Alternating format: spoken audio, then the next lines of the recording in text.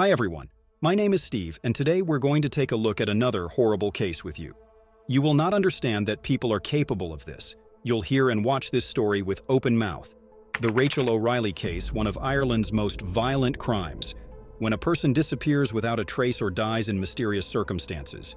Usually, the other half is among the main suspects, unfortunately, in about 80% of cases. Suspicions are justified in such crimes. There is usually not even a clear motive, and the crime itself has been defined as domestic, as if it were something ordinary in the early 2000s. The high-profile case of Rachel O'Reilly literally shocked the whole of Ireland with its unprecedented cruelty and cold-bloodedness. A young woman and mother of 2 young children was brutally murdered in her own home, and police officers who arrived on the scene admitted that they had never in their practice encountered such a horrific crime scene to solve this mystery and put all the pieces of the puzzle together. It took investigators several years of painstaking work. All this time, the criminal remained at large and was sure that his guilt no one and never proved perhaps it would have happened. But the killer was let down by his own vanity. Well, let's take the whole story from the beginning. Who was Rachel O'Reilly? Rachel O'Reilly, maid-named Callie, was born in 1974 on the northern outskirts of County Dublin, Ireland. His biological parents' girl did not know at an early age she was adopted by spouses Rose and Jim Caley, and she was brought up with 4 other adopted children of the couple, their own heirs.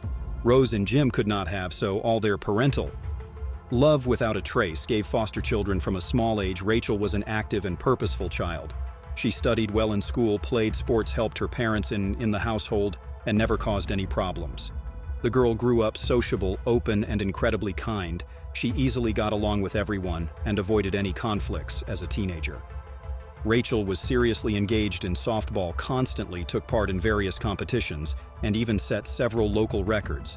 She also had a very strong bond with her foster mother, to whom she confided all her secrets and with whom she communicated constantly. Even after she married and had children of her own after graduating from high school, the girl enrolled in one of the local universities, deciding to get a degree in marketing. At the same time, she got a job as a salesperson in a city department store.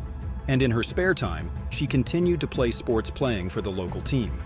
Who is Joe O'Reilly? In fact, there is not much information about Joe O'Reilly's early life in public sources. He was famous for his inhumanity and extreme cruelty to his own spouse and the mother of his 2 children. But what kind of person he was as a young man is hardly ever talked about or remembered. It is known that Joe is also a native of County Dublin, where he was born in 1972 in a simple family. He was the second common child of his parents and was raised with his older sister. The children of the O'Reilly couple were not spoiled, and parents taught them that in life, everything should be achieved independently by their own efforts and hard work. The boy was quite tall, athletic, and was also fond of softball after graduating from high school. He decided to study advertising by correspondence and to earn a living. He got a job as a manager in a department store, the same department store where Rachel came a few months later. At the time of their first meeting, Joe was 19 years old and Rachel was barely 17. The young man immediately noticed the new employee and took the initiative to be the first to meet her miniature. Her smiling blonde literally dizzy the guy's head, but only to go on a date with him. She, for some reason, categorically refused. Joe began to woo. Rachel said compliments made little surprises in the form of flowers or chocolates at her workplace at the beginning of the day. But Rachel still remained cold to him. Desperate attempts to get the attention of the young saleswoman with interest watched almost the entire staff of the department store, and it even became a reason for jokes. However, Joe did not give up. He read Rachel's favorite book so that they have a common topic for conversation. But it was only when Joe found out that Rachel was a serious softball player that things got off the ground. That's when he joined her at the stadium and walked onto the field during practice and joined the game. Since O'Reilly was long and familiar with softball, he showed all his skills and led the team to victory this time. The young man managed to impress Rachel, and she finally agreed to go on a date with him. Their relationship developed rapidly, and Joe, by all means and available ways to show that he is ready for the beloved to literally roll mountains, he unexpectedly organized for his beloved a trip to the most romantic city in the world, Paris, and there, on top of the Eiffel Tower, he asked for her hand in marriage. Of course, Rachel could not resist and answered him in agreement. Then the naive girl thought that she met a real prince from a magical fairy tale with whom she will live a long and happy life. A few years later, the couple, married and then one after the other, they had 2 sons in common. The couple moved to the quiet and picturesque Scottish province of Knoll, where they purchased their own spacious, cozy home. It was the perfect place to raise their children after the birth of their eldest son, Rachel left her job and became a housewife, devoting herself to the care of her husband and child. And 2 years later, the couple had a second son, so the young mother was completely absorbed by the heirs, and the main gainer in the family was Joe, who got a job in an advertising agency as a specialist in outdoor advertising. Those who were personally acquainted with the head of the family described him as a confident, purposeful, and not devoid of charming man at work. He proved himself as a responsible, qualified specialist. Punctual and attentive, he was the first to arrive at the office and always stayed late if the situation required it. Joe also continued to be active in sports, often stopping by the gym before the workday began, and in his and his wife's house there were several exercise machines and a set of dumbbells over time. When the boys grew up a little and began to attend kindergarten, Rachel, in order to have their own additional income, became a distributor for one of the popular cosmetics companies and also sold household goods. Such work allowed her to communicate more with neighbors who spoke of her as a wonderful mother. A kind and open person, as time went on, Joe became less and less likely to come home. In fact, he came only to sleep, shower, and change his clothes. This behavior. He wrote off the total employment at work and the upcoming promotion, which he was so looking forward to. His wife supported him as best she could, but gradually they began to drift apart, and family relations deteriorated markedly. In the summer of 2004, there was one extremely unpleasant event. An anonymous person sent a letter to Child Protective Services, which stated that Rachel is a bad mother and mistreats her sons, who at that time were 4 and 2 years old. In this regard, a special commission visited the couple's home and responded to the disturbing report. Although nothing suspicious was found and all relatives and neighbors described Mrs. O'Reilly as a loving and caring mother, the letter cast a shadow on her reputation. What happened to Rachel O'Reilly? The morning of Monday, October 4, 2004 began as usual. The head of the family left the house at dawn. While his wife and sons were still asleep and went to work throughout the day, he texted and called his wife several times, but there was no answer. Then he called his home phone, but the answering machine went off, and Joe said in a shaky voice that he was very worried and asked his wife to call him back as soon as possible. In the afternoon, Joe received a call from the kindergarten teacher saying that Rachel had not come to pick up the boys, which had never happened before. Then Joe called his mother-in-law and asked if she knew where Rachel was, and when she said no, he asked Rose to go to their house and see if everything was all right. In the meantime, he went to the kindergarten to pick up the children. When Rose arrived at her daughter's home, she saw her car in the yard and realized that Rachel was home. However, the room itself was dark and quiet, and no one answered her call. The first thing that caught Rose's eye was the clutter, as if the house had been searched for something. Cabinets and drawers were open, their contents strewn on the floor. The whole thing looked like a robbery. The landlady was nowhere to be found, but when her mother entered the bedroom, a horrifying picture appeared before her eyes. Rachel was lying on the floor, in a huge pool of her own blood. There was blood everywhere, on the walls, furniture, and even the ceiling, and through Rachel's bloody, tangled hair in some places. The bare bones of her skull could be seen. Rose rushed to her daughter, hoping she was still alive and could be helped. But when she touched her arm, she felt the limb was cold and stiff. Rachel had been dead for hours, and there was no way to help her. Unable to remember herself, Rose started screaming and calling for help, and then rushed to the phone to call the police.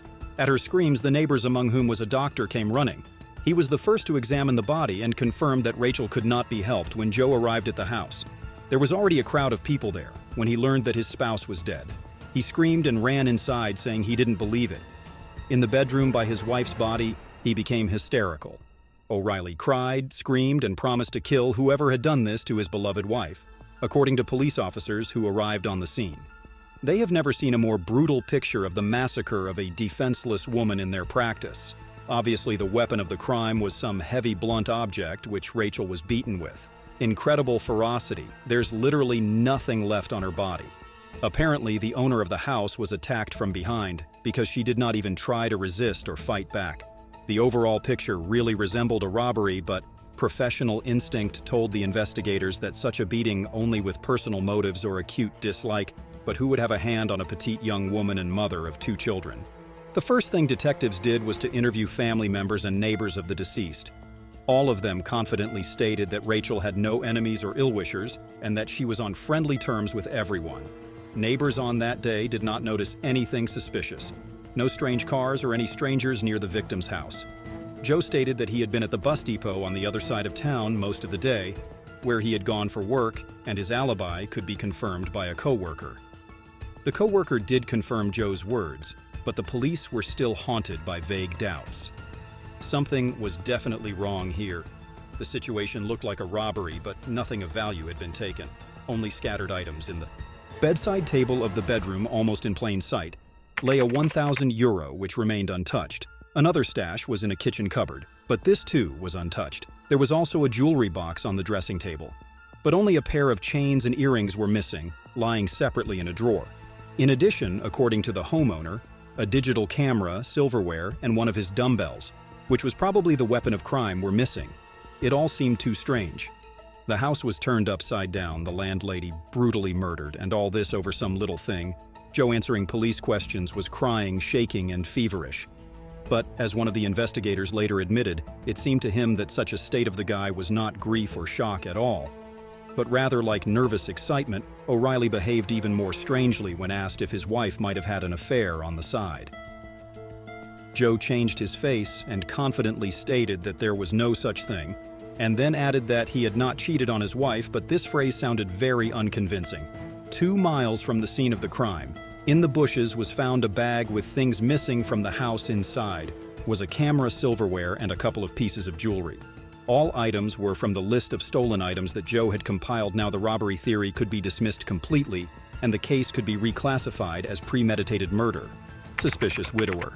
In spite of all the widowed fellow's attempts to portray grief and pain, it looked fake, and he immediately became the main suspect. Joe had nothing to present yet, but the detectives had to check his alibi in detail to study the scene of the crime and learn about their relationship with his wife. Joe said that in the morning before work, he decided to stop by the gym, which he did regularly, and the surveillance cameras in the parking lot, as well as in the gym itself, confirmed it. He then drove to the office, and from there he went to a bus station in a remote part of the city in order to monitor the placement of advertisements on vehicles. His words were confirmed by a colleague with whom he allegedly called. At the time, the investigators then went to Joe's workplace, where they CC'd his computer for inspection.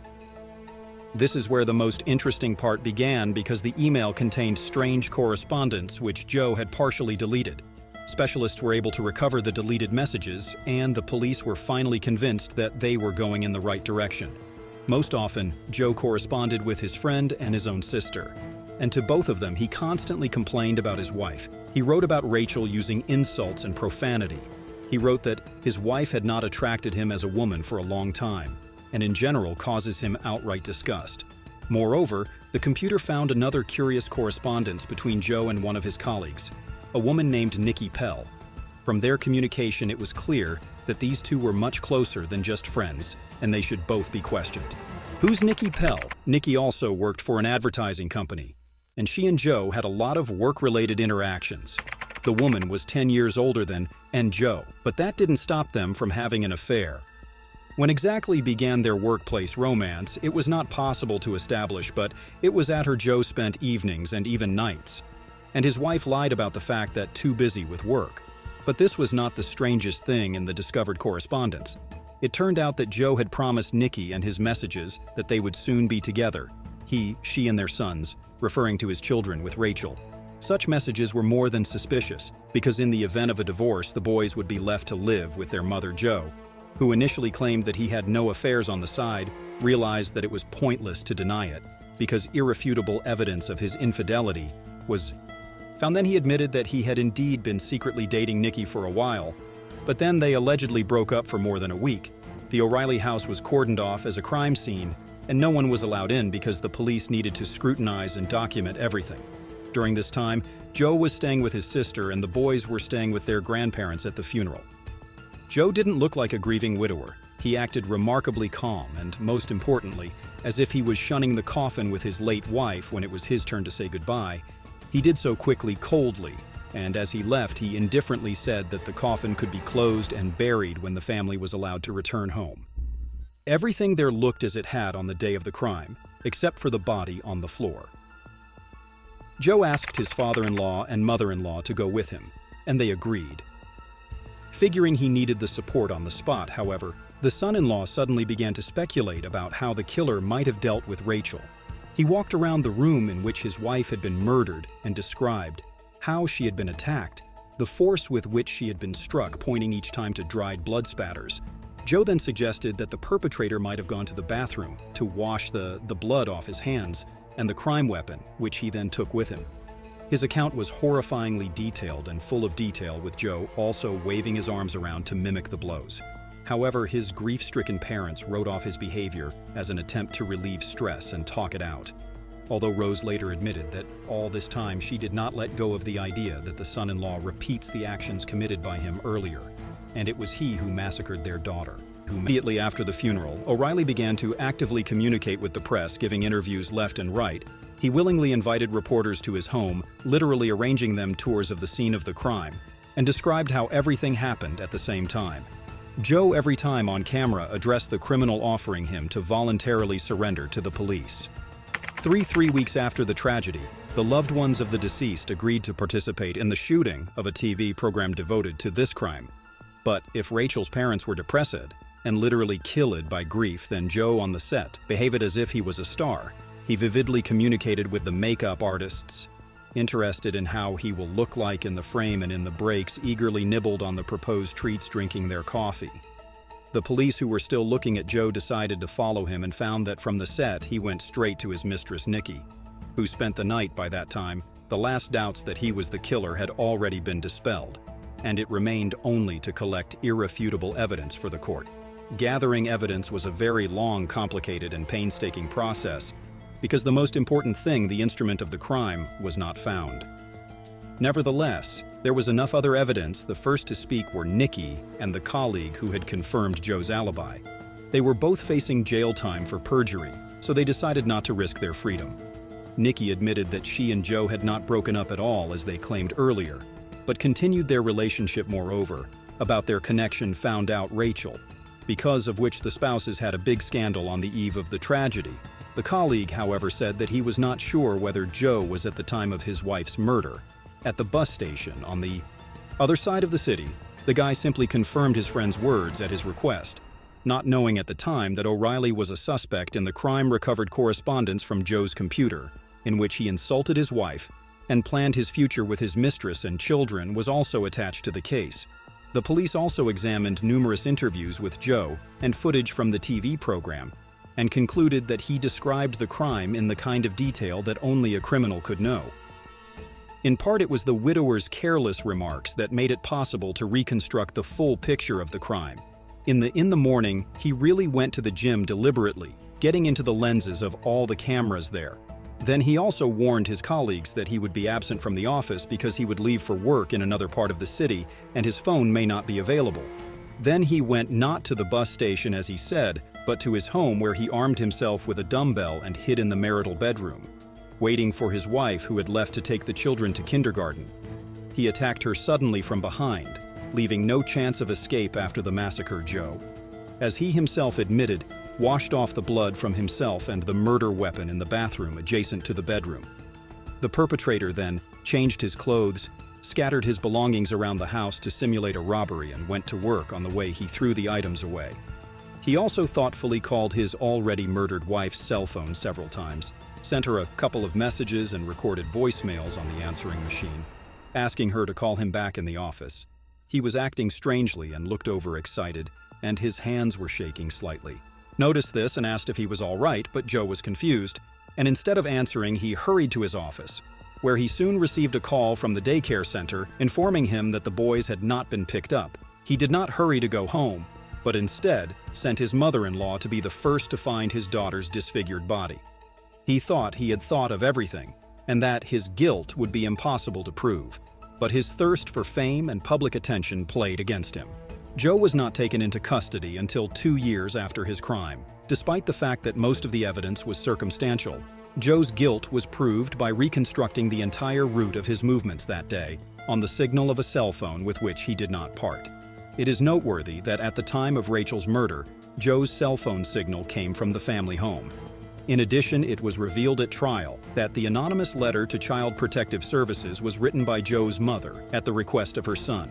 Joe knew that he would not have sole custody of the boys in the event of a divorce, so he tried to smear his wife by making her look like a bad and abusive mother. So O'Reilly decided to act for sure he felt.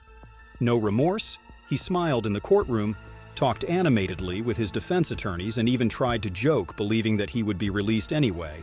But in the summer of 2007, the court found Joe guilty and sentenced him to life imprisonment.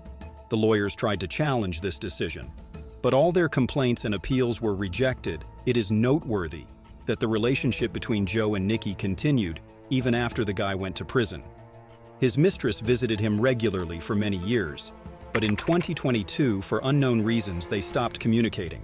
Joe O'Reilly never pleaded guilty in prison.